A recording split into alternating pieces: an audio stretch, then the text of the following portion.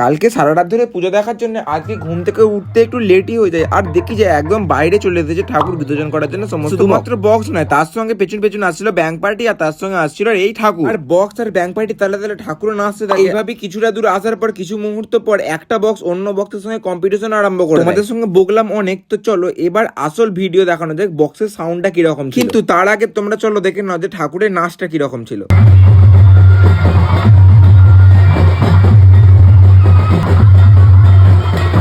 চলো এবার দেখে নাও বক্সের সাউন্ড।